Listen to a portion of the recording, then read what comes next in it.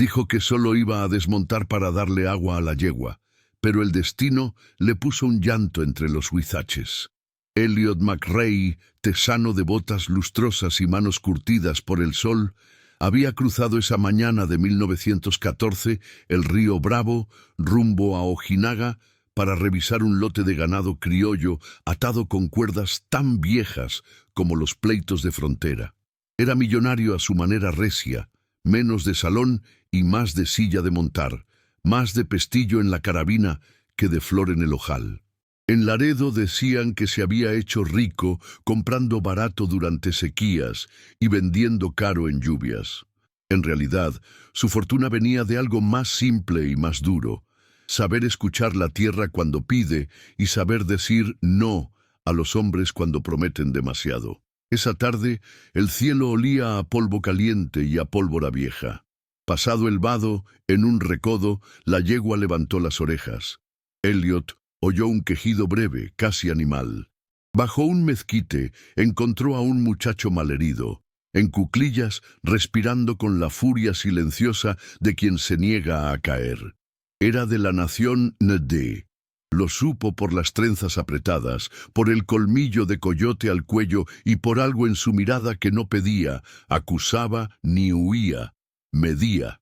Llevaba la camisa ensangrentada y una cicatriz reciente en la sien. Tenía alrededor una escena pequeña y clara: 3 casquillos, una jiba de arena removida, marcas de arrastre. En el suelo, una manta con cascabeles mínimos y, sobre la manta, la mitad de una palabra escrita a carboncillo: Nant. El muchacho alzó el rostro, arisco. «No vine a rematarte, hijo», dijo Elliot en español tosco pero honesto. «Vine por agua». El joven apenas movió la cabeza. Cuando Elliot le tendió la cantimplora, bebió con labios de animal asustado, a sorbos cortos mirando de reojo. Elliot se agachó, revisó la herida. «Te alcanza la vida», murmuró. «Si quieres, te la sostengo en lo que te la amarras». No hubo pacto con palabras, sino con el gesto de la mano, que no tiembla. Elliot lo montó a la grupa, lo llevó hasta un jacal al borde del arroyo donde vivía doña Estrella, partera menuda y de carácter vertical como vara de naranjo. «Este muchacho se llama como lo llamen sus mujeres», dijo ella después de limpiar la herida con un licor claro que olía a quemadura. «Mientras tanto, comerá en mi mesa. Usted verá si le pone un destino o lo deja irse como vino». Elliot se quedó a velarlo esa noche. No por compasión. La compasión sola se le acaba a uno, sino porque el silencio del desierto, sin otro ruido que el de la respiración ajena, le recordó las 2 cosas que lo habían traído hasta ahí: que su único hijo había muerto a los 13 en un accidente de mina, y que desde entonces todo lo que tocaba con cuidado parecía querer morírsele. Ver a ese muchacho colgado a la vida le pinchó una fibra que él creía seca. Amaneció con un hilo de luz cortando el umbral. El muchacho abrió los ojos.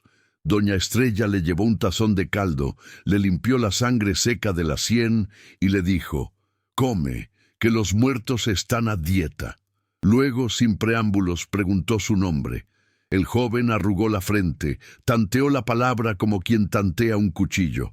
«Me llaman Nantán», dijo al fin, golpeando la T como si afianzara un poste. «En mi lengua es el que habla por los suyos. Hoy no puedo hablar por nadie, pero no me dejes aquí». Elliot no era hombre de discursos. Llevó al muchacho a su campamento, le dio trabajo de vaquero apenas cicatrizó la ceja y lo puso a prueba como pone a prueba el agua el molde, sin pregonar. Nantán, callado, aprendió rápido. Montaba como quien nació sobre el lomo. Leía rastros como quien lee cartas y no miraba a los hombres a los zapatos ni a los ojos, sino a los hombros. La gente miente con la boca, con los hombros dice verdad. Los días se hicieron meses. Elliot lo llevaba y lo traía entre el rancho Dos Ríos, al norte de Laredo, y los comederos de Chihuahua. En Texas, los sombreros anchos lo miraban de reojo. ¿Qué hace el millonario con un apache al lado? En Chihuahua, los arrieros lo miraban con respeto. Ese moreno entiende el monte. A ningún lugar le rebotaba. En todos encajaba sin dejarse tragar. Un día, al despedir a un comprador de Coahuila con un apretón de manos, Elliot oyó tras de sí la voz seca de Nantán. No le venda crédito a ese señor. A su bayo se le ve el hambre en los ijares y a sus botas la mentira en la suela. ¿Y tú cómo sabes? Porque los hombres tratan al caballo como a la gente y estos pozos aún no huelen a lluvia. Si no trae agua para el animal, menos trae dinero para usted. Elliot apretó la mandíbula. Dejó pasar un minuto. Canceló el trato. 3 semanas después, llegó noticia de que aquel comprador se había esfumado con 2 camiones de maíz ajenos. Elliot buscó a Nantán en el corral y no le dio una palmadita, que no era su estilo. Le dijo: «Si vas a hablar por los tuyos, habla por mí cuando yo me enceguezca». Fue lo más cercano a una adopción que conocieron. Motas de legalidad vendrían después. Lo primero fue el gesto. Elliot le compró unas botas hechas a medida y en la tienda de telas de Ojinaga un pañuelo de algodón azul para Doña Estrella. Volvieron con el pañuelo envuelto en papel de estraza. La partera los miró a los dos con la mitad de ternura y la mitad de advertencia. «Hombres que traen regalos y planes», dijo. «Si el regalo es sincero y el plan no es para tragar a otros, aquí tienen casa. Si no, aquí tienen puerta». Doña Estrella no sabía de finanzas, pero sí de lealtades. Les presentó a Teresa Mondragón, una contadora de ojos de águila y manos de escribana, que se sabía las cuentas como recetas. 1 medida de grano, 2 de paciencia, 3 de control. Teresa fue el primer eslabón de una red que, sin saberlo, conquistaría medio México, no con fusiles, sino con logística. Hicieron su primera conquista en lo minúsculo. Elliot quería llevar a Matamoros una res partida en canal y 2 carros de frijol sin que se echara a perder. No había hielo suficiente ni carreteras confiables. Fue Nantán quien tuvo la idea más antigua del mundo: envolver la carne en sal y colgarla en sombra móvil. «Sombra móvil. A los árboles se les roba lo que dan aunque uno se mueva», dijo. «Cubrimos con lonas y ramas de mezquite frescas, cambiamos las ramas cada 20 leguas, y cuando el aire te toque la piel, sabrás si la carne respira». Ensayaron. Llegaron a Matamoros con la carne en punto y el frijol sin gusano. Vendieron caro sin pasarse, cobraron en efectivo y regresaron dejando una estela de conversaciones que no eran corrido, eran recomendación. El texano que no humilla, el apache que no miente. El segundo obstáculo fue una sequía. Las norias devolvían eco, el ganado se quedaba en hueso. Los hombres alzaban la voz para quedarse con menos vergüenza. Elliot sabía de pozos tejanos. Nantán sabía de ojos de agua en la sierra. Entre ambos, con el ingenio de Rosario Pineda, una maestra de primaria que leía de noche manuales de hidráulica prestados por un agrimensor, clavaron 3 molinos de viento en las afueras de Guerrero, Chihuahua, y con ellos levantaron agua para un abrevadero comunal. A nadie le cobraron por beber, a todos les cobraron por romper. Doña Estrella bendijo el abrevadero con una broma que era profecía. «Con esto no han conquistado ni media vara de tierra, han conquistado respeto, y con respeto se compra el resto». Los problemas con hombres armados llegaron a la par de los molinos. Un grupo de bandidos, mezcla desordenada de hambre y pistola, interceptó uno de los carros.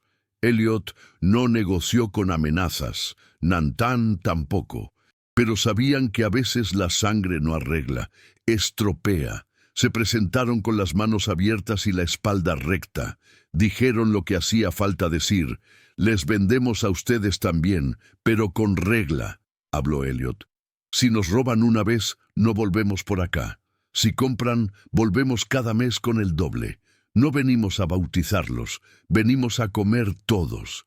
El que mandaba, un hombre flaco con un sombrero roto, escupió a un lado. rasgó una sonrisa sucia y se fue. 2 semanas después, estaba esperando en el mismo recodo con 3 gallinas y una lista de lo que quería para su gente. Harina, sal, 2 costales de maíz. Pagó en plata y en silencio. Se fue. No volvió a robarles. Ese fue el ritmo. Escuchar, medir, hablar donde otros disparaban. Elliot ponía el capital, el olfato para el riesgo y una red incipiente de contactos en bancos de Eagle Pass y San Antonio. Nantan ponía la lectura del terreno, el oído fino y una autoridad que no se basa en gritos, sino en saber dónde pisas. Teresa ponía orden a la sombra, recibos duplicados, pesas calibradas, libros con tinta azul los lunes y negra los viernes, para que cualquiera supiera que ahí no se hacía magia, se hacía contabilidad. Rosario, con sus molinos, apareció con otra idea: pozas de enfriamiento con corriente de agua para conservar el queso y el cuero. Doña Estrella, cada vez que la red crecía, repetía el mismo conjuro cuerdo: no olviden quién llegó con el cuerpo encogido a mi jacal. ¿Y a qué le llaman conquistar?, preguntó una vez Teresa, con una ceja alzada. Si parece que lo que hacen es atar lazos. A eso mismo, respondió Elliot. En Texas aprendí que conquistar mercado es venderle al que no te quería comprar. Aquí, conquistar medio México significa abrir mesa donde estaba cerrada y dejar en paz al que quiere comer solo. No es menos trabajo, es más difícil. Te obliga a dormir con la conciencia despierta. Los años 1915 y 1916 fueron una caldera. Al norte, el expedicionario Pershing buscando a Villa. Al sur, retazos de revolución y de hambre. En ese ruido, la red McRae-Nantan, que pronto dejaría ese nombre por uno más de la tierra, media luna, porque sus carretas, vistas desde una loma, dibujaban un arco, cruzó Coahuila, Durango y Sonora, como quien tiende hilos con calma. En cada pueblo dejaban 2 cosas: mercancía y reglas. Con cada ejido hacían un trato de manos, mitad al contado, mitad en especie, un porcentaje fijo para la escuela local y otro para el botiquín, manejado por mujeres del pueblo. Teresa viajaba con un cofre de madera y 2 candados. Uno lo guardaba la tesorera del ejido, otro ella. Ni Elliot ni Nantan tocaban ese dinero. Así se hace imperio sin tragar, se reparte carga y se comparten llaves. Hubo noches malas. Una vez, a Elliot lo levantaron saliendo de un jacal en Mapimí. No era secuestro de nota roja. Era un: usted viene con nosotros a hablar con el jefe. Nantan no gritó. Siguió a distancia. Olió el camino. Midió al jefe antes de verlo. Era un hacendado cansado de cambiar de bando, rodeado de hombres con fusiles sin aceite. Pidió derecho de paso caro, una mordida con nombre fino. Elliot apostó a la frontalidad. Si pago, usted me vende mañana, dijo. Si no le pago, tal vez me mata hoy. Pero si ni me mata ni me cobra, tendrá un proveedor para su gente cuando se quede sin harina. Escoja quién quiere ser en el corrido que va a cantar su pueblo. El hacendado no cantaba, carraspeaba. Escogió lo segundo, quizá porque su mujer, desde la cocina, agregó sin mirarlo. Y que ese proveedor traiga también jabón. Algunas decisiones las toman en silencio mujeres a las que la historia rara vez registra. Elliot salió de la hacienda con los huesos intactos y un pedido de 20 cajas de jabón de sebo. No todo fue éxito. Una vez, una partida de soldados federales requisó 2 carretas por necesidad de la patria. Elliot protestó. Nantan también. Les pusieron la culata de un Mauser en el pecho. No pelearon. Volvieron por la mañana con 2 mulas y una lista de nombres. Al mes, gracias a un coronel que le debía favores a Teresa, porque le cuadró cuentas que un subordinado le estaba robando, recuperaron lo suyo y dejaron otra regla: todo préstamo con firma, toda requisa con recibo. Fue el único papel que Elliot enmarcó en su casa, un recibo sucio firmado por un cabo nervioso que decía que debían devolver 2 carretas con harina y 2 mulas pardas. No se trataba del papel, se trataba de enseñar que el papel también puede frenar la bota. La conquista no tenía bandera, tenía hábitos. Para 1918, Media Luna surtía a panaderías de Saltillo, a ferrocarrileros de Torreón, a mineros de Cananea, a pescadores del Yaqui que pedían sal y dejaban pescado seco. En cada punto, mujeres llevaban la contabilidad. En cada cruce, algún hombre probaba medirlos en la vara de la fuerza. Nantán no hacía alarde, pero cuando le ponían metro en la cara, les daba centímetros de razones. No aprendió la violencia, la traía de fábrica. Aprendió a no usarla. Eso también se hereda. Un día de 1920, Elliot llegó a San Juan del Río con un documento doblado en 4 y una botella de bourbon. Buscó a doña Estrella, que estaba tendiendo ropa. «Vengo a hacer un acto de justicia de papel», dijo serio. «En Texas existe algo que los abogados llaman adopción plena, aunque el adoptado tenga bigotes. No es por compasión, es porque ya somos lo que somos. Y ese muchacho necesita apellido, que no sea arma, sino casa». Doña Estrella lo miró y guiñó un ojo. «Casa ya tiene, pero el papel evita que venga un tonto a tocarle la puerta con un sello en la mano». Esa tarde, con Teresa de testigo y Rosario como madrina, porque soy madrina de molinos y puedo ser de hombres, Elliot firmó un acta en la que reconocía a Nantán McRae como hijo de voluntad y de obra. No se trataba de borrar su origen, sino de añadirle techo legal al techo de cariño.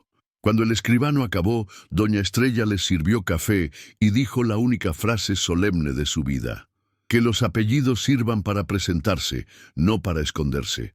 Esa noche, bajo el mismo mezquite donde Elliot había encontrado un llanto y una trenza, hicieron un juramento breve.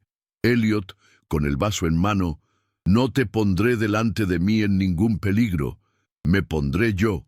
Nantán, con el vaso en mano: «No me pondré detrás de ti en ninguna responsabilidad, me pondré contigo». No hubo música. No hizo falta. La noticia de que un texano millonario había adoptado a un guerrero apache corrió por cantinas y fogones con la velocidad de las cosas que tienen filo. Unos se rieron. ¿Qué sigue? ¿Un gringo con alma mexicana? Otros hicieron lista de agravios. Primero nos quitan la tierra, ahora los hijos. La mayoría, al ver pasar las carretas con el símbolo de la media luna y al recibir el pago justo por su maíz o su cuero, encogió los hombros. Lo que importa no es de dónde vienes, sino si cumples. Y entonces llegó 1921, con una tentación grande. Un gobernador de estado les ofreció el contrato exclusivo para surtir a las cárceles y a los cuarteles, a cambio de una pequeña atención. Era dinero asegurado, ruta despejada, conquista sin baches. Elliot miró el papel, olió el perfume barato de la corrupción. Nantán no necesitó oler, vio el brillo en los ojos de los secretarios. Teresa, sin levantar la voz, dijo lo que nadie quería escuchar: «Lo exclusivo mata lo justo». Y lo pequeño en coimas se vuelve grande en la conciencia. Si empezamos por ahí, la media luna se nos hará negra. Elliot rompió la carta. Simple.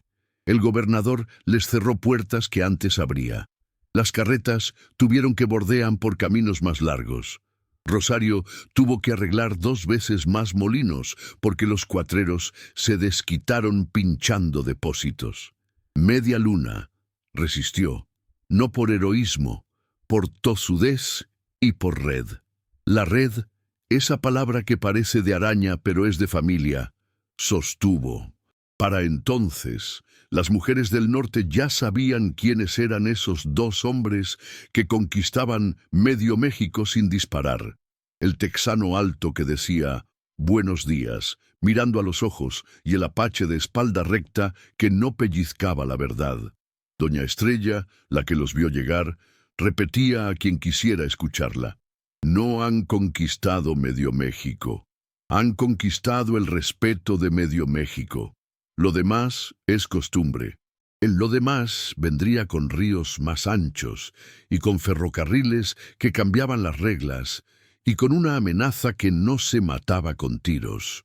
Los intermediarios de ciudades grandes que, oliendo negocio, quisieron tragarse a la media luna por la vía de contratos y letras pequeñas.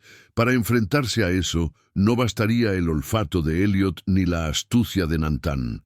Haría falta algo que todavía no tenían: voz en las plazas, escuelas que enseñaran a leer facturas, un sello propio que hablara por ellos cuando no estuvieran. Y haría falta, como siempre, un acto de valentía que no se mide en caballos ni en fusiles. Ceder parte del mando para que la red fuera de todos. Ese salto, menos épico y más trascendente, es la conquista que harían juntos en los años siguientes. Y es además la razón por la que muchas abuelas del norte, cuando cuentan esta historia a sus nietos, dicen con una sonrisa: no conquistaron tierra, conquistaron tiempo. ¿Cómo se conquista el tiempo? ¿Cómo se vuelve costumbre lo que primero fue milagro? Es lo que sigue.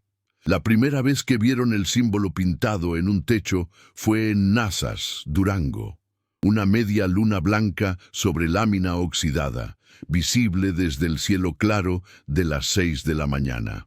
No era romanticismo, era logística.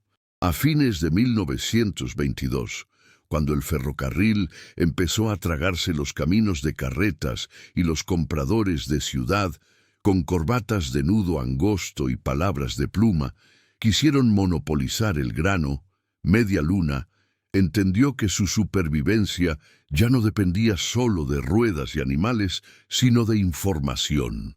¿Dónde entregar sin que te regateen hasta el hueso?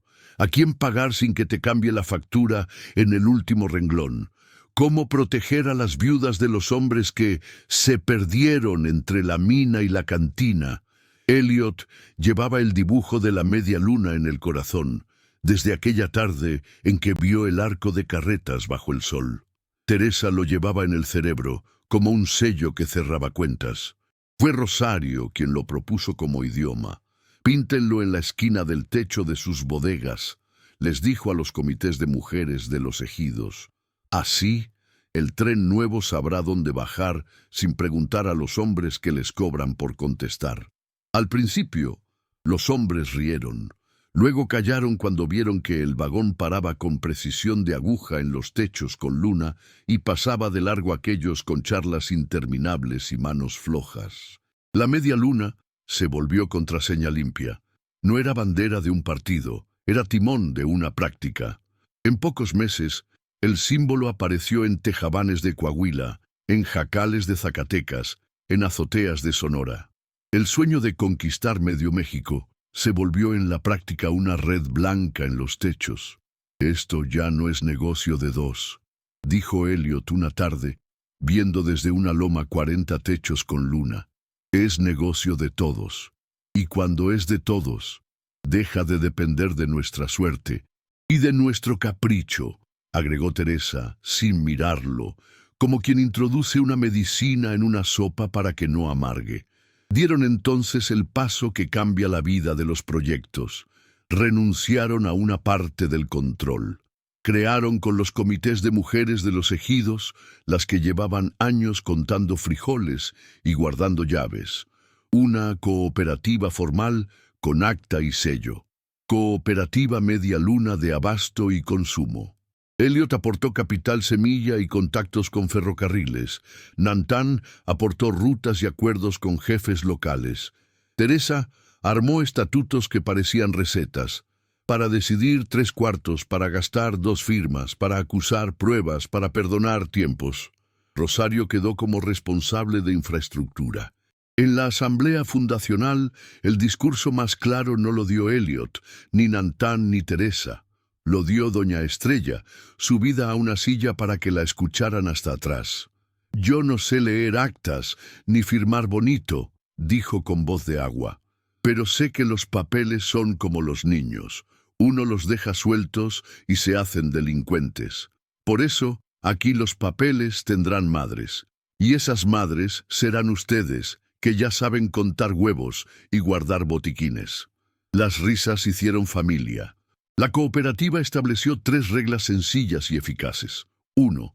Cada entrega lleva por lo menos a una mujer al frente. No por ideología, por eficacia. 2. De cada venta, 5% va a un fondo de emergencia administrado a 2 candados, mujer y hombre, con reporte trimestral en la plaza. 3. Nadie firma lo que no entiende. Si no entiende, pregunta. Si no pregunta, no firma. Elliot aceptó con alegría esa disciplina. Los millones mal habidos se deshacen, los bien contados se heredan. Con la cooperativa llegaron las escuelas de cuentas. Teresa, con pizarrón y tiza, recorría pueblos enseñando a leer facturas como quien enseña a leer cartas. Los renglones también mienten. Aprendan a oler la mentira aquí, decía, señalando el subtotal. Una mujer de Monclova, Alicia, fue la primera en alzar la mano y decir: «No me cuadra el IVA», cuando un proveedor de sal les quiso colar 2 centavos por kilo por flete invisible. La risa y el aplauso que siguieron a esa frase fueron, en serio, una conquista. Rosario, por su parte, multiplicó molinos y ojos de agua. Con 3 ferrocarrileros ingeniosos, diseñó un sistema de enfriamiento para vagones con evaporación controlada. No había hielo, había sombra y viento. En Cananea, montó una bodega con paredes dobles para que el queso dejara de llorar en las esquinas. En Hermosillo, enseñó a amortiguar las vibraciones del tren para que la harina no se asentara como piedra. Sus manos, que habían sostenido tizas y herramientas, sostenían ahora la columna vertebral de la red. La ingeniería, decía, es cocina con números. Mientras tanto, Elliot y Nantan hacían lo que sabían: poner el cuerpo cuando las cosas pedían cuerpo. Elliot viajaba a San Antonio a pelear con banqueros que desconfiaban de papeles con acentos. «Tengo una red que les paga puntualmente», decía. «No les importan mis botas ni el color de mi hijo. Les importan mis libros. ¿Los quieren ver?». Los banqueros querían. Veían columnas limpias, balances sensatos, firmas dobles, facturas sin agujeros. Abrían línea de crédito. Elliot volvía con dinero que no era pelota, era pala. Cavar más pozos, comprar vagones, pagar a tiempo. La solvencia también se hereda. Nantan, por su lado, recorría con su caballo las rutas viejas para recordar a los hombres que el respeto también se paga. Un día en Parras, un administrador nuevo, recién llegado de la capital, con corbata apretada y bigote nervioso, intentó recortarles un porcentaje porque así es la nueva política. Nantan escuchó, no se apresuró, pidió ver el memo. Leyó despacio, saboreando cada palabra como si fuera frijol nuevo. Levantó la mirada. Aquí dice recomendación, no obligación. Y aquí dice sujetos a evaluación de desempeño.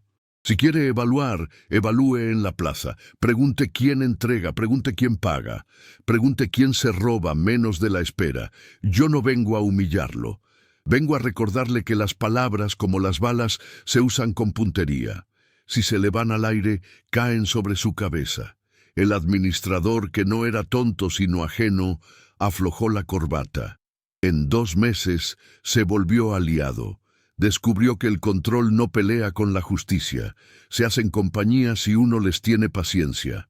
Hubo, claro, bancarrotas pequeñas que la cooperativa supo amortiguar. Un incendio en Monclova, una tormenta de arena en San Pedro, un descarrilamiento en Ramos Arizpe. Para eso estaba el 5% del fondo de emergencia. No para apagar conciencias, sino para encender otra vez hornos. Elliot aportaba más cuando hacía falta. Teresa apuntaba cada centavo como si fuera sangre. Si se desperdicia, se pierde gente. Rosario inventaba soluciones con lo que había. Una bodega vieja volvía a ser bodega, un vagón averiado se convertía en oficina, Un techo se reforzaba con manos de 20 mujeres, mientras los hombres por fin entendían que su fuerza sin organización es ruido. En 1925, Media Luna ya tenía voz en ferias de Saltillo y Torreón. No era una voz gritona, era de esas voces que cuando hablan baja el murmullo. Presentaban cuentas en pizarrón, ingresos, gastos, fondo de escuela, fondo de botiquín. Había una fila de niñas con trenzas que hacían sumas y restas con tiza. Los hombres escuchaban con los brazos cruzados y luego se rascaban el bigote como si les hubieran sacado una astilla. El orgullo mal puesto. Aprender a escuchar a mujeres que no piden permiso para hacer cuentas es también una conquista. En 1927 les llegó una carta con sello de la capital. Invitación a licitar la provisión de harina para hospitales. Vivieron un déjà vu del ofrecimiento del gobernador años atrás. Esta vez era limpio. Presentaron carpeta con números y cartas de recomendación. Ganaron, no porque fueran los amigos del presidente, sino porque las cifras decían lo que nadie podía negar. Entregas puntuales, pérdidas menores al 1%, quejas resueltas en un día. Elliot brindó con café, Nantán con agua. La alegría para ellos no estaba en el contrato, estaba en la confirmación. Hacemos bien lo que hacemos. El tiempo, ese terco, empezó a cobrar sus facturas. Elliot, que había sido de espalda ancha y paso seguro, comenzó a caminar con una leve inclinación hacia su costado izquierdo. El médico dijo palabras que a los hombres de caballo les suenan raras: cuidarse, reposo, menos viajes. Elliot se rió. No era un héroe, era terco. Aún así, escuchó a Teresa, porque a Teresa sí la escuchaba. Si no cedes, rompes. Cedió el timón de los viajes a Nantán y se quedó con la política exterior: pelear por mejores tarifas de ferrocarril, redefinir rutas para evitar asaltos, reunirse con cooperativas de otros rubros, panaderos, curtidores, para hacer compras grandes de sal y venderla barata al menudeo. La grandeza de un negocio, decía, es su capacidad de abaratarle la vida a la gente sin abaratarla a ella misma. Nantán asumió la jefatura sin ceremonia. No tenía galones, tenía costumbre. En su primera asamblea como presidente de la cooperativa, habló poco. Seguimos. Mis palabras no pagan harina. Mis actos, sí. Si me equivoco, me lo dicen. Si acierto, me lo dicen. Si callan, no sabré y haré torpezas. La plaza, por primera vez, le respondió con un murmullo que no era murmullo. Era aprobación. Ese mismo año, en San Juan del Río, inauguraron la primera escuela financiada con el 5% de la cooperativa. Una aula de adobe con bancas de madera, un pizarrón, un mapa de México, un estante con libros. La maestra se llamaba Lucha, porque así la llamó su madre y porque así se llamaba su oficio. Enseñaba a leer y a escribir, sí, pero también a hacer cuentas y a interpretar recibos. La patria, decía, también se escribe en facturas. En la inauguración, Elliot subió al templete con paso lento. Tenía los ojos húmedos y la voz baja. No vine a hablar de mí, dijo. Vine a hablar de ella, señaló a Lucha. Y de ellas, señaló a Teresa, a Rosario, a Doña Estrella. Y de él, miró a Nantán. Yo creí que la palabra conquista era matar hambre con dinero. Ellos me enseñaron que conquista es otra cosa, es ganar confianza, que es la moneda que no devalúa. El aplauso del pueblo fue largo, pero no ruidoso. Había entre ellos abuelas que tenían las manos arrugadas de lavar ropa con agua fría, hombres que habían aprendido a no avergonzarse de recibir órdenes de una mujer con libreta, niños que creían natural ver a un apache al frente de algo que funcionaba. No todo fue luz. En 1928, una banda distinta a las de antes, más organizada, con carros Ford y rifles nuevos, quiso apoderarse de la red por la vía torpe de siempre: secuestrar, amedrentar, ofrecer seguridad a cambio de obediencia. Levantaron a Rosario en el camino a Castaños. Dona Estrella, que ya andaba más lenta, volvió a enderezarse como vara. Teresa calmó a la plaza con números. Nantán, sin furia pero sin demora, se movió. «No vamos a pagar plaza», dijo. «Vamos a pagar escuela, y hospital, y molino, y a ellos ley». Fueron a la capital del estado con carpetas y con una red de aliados que habían construido con años de comercio limpio, ferrocarrileros, periodistas de nota corta pero fija, un diputado que había sido niño de escuela en su primera aula y se convirtió en hombre con memoria. La policía hizo su parte, poca. La red hizo el resto. Rosario apareció amarrada pero viva, con un ojo morado y una sonrisa que era puro diente. «Me querían comprar con miedo», dijo. «Les vendí tiempo contando historias. Me aburrí. Vámonos a arreglar el molino». Media Luna no se volvió ejército, se volvió ejemplo. Los Ford ya no pasaron por sus rutas, buscaron otros techos sin lunas. La violencia no desapareció, encontró otras sombras.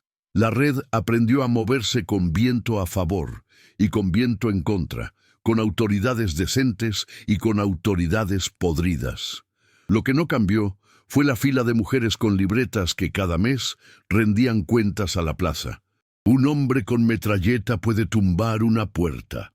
No puede tumbar 30 libretas en público sin delatarse. En 1930, Elliot se fue apagando como lámpara que sabes que hay que apagar para que no chispee. Murió un jueves, con Doña Estrella dándole el último sorbo de agua y Teresa sosteniéndole la mano con cuidado de no interrumpir tareas. Nantán se sentó en la silla del monte y lloró sin esconderse. El velorio fue en su casa de San Juan del Río. La gente entraba y salía como a una tienda conocida.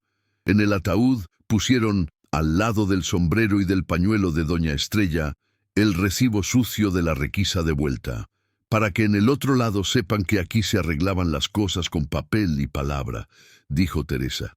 La cooperativa siguió. Eso fue el mayor homenaje. No hacer de la muerte un drama que se come a los vivos, sino una piedra más en el río que no para. Nantán quedó al frente con un consejo en el que ya mandaban más las mujeres que los hombres, no por decreto, sino por eficacia. Doña Estrella murió un año después, con las manos limpias y el orgullo en orden. Rosario envejeció sin dejar el metal. Teresa, con la espalda recta, siguió dando clases en plazas de cuentas hasta que el pulso ya no le permitió escribir. Entonces dictaba. Lucha, la maestra, llenó el norte de pizarrones con medias lunas dibujadas a tiza. Decir que conquistaron medio México suena grandilocuente si uno piensa en mapas pintados. No lo es si uno piensa en lo que conquistaron. Rutas donde antes había celadas. Techos con media luna, donde antes había goteras, escuelas donde antes había solo esquinas, botiquines con llaves dobles, donde antes había promesas rotas, mercados donde la primera regla era «nadie engaña a nadie porque al final del mes se lee en voz alta». Conquistaron sobre todo el tiempo. Cuando Elliot y Nantán cerraron los ojos, la red siguió. Eso es vencer al reloj, que lo que hiciste siga haciendo. Viejas del norte, como yo, que cuento esto con el orgullo de quien no es pariente pero fue testigo, saben por qué esta historia no tiene música de corrido, sino de tazas de peltre contra mesa. La fortuna del texano se templó con la paciencia del apache. El olfato del apache se afinó con la disciplina del texano. Las manos de ambas mujeres, Teresa y Rosario, convirtieron su alianza en hueso y no en anécdota.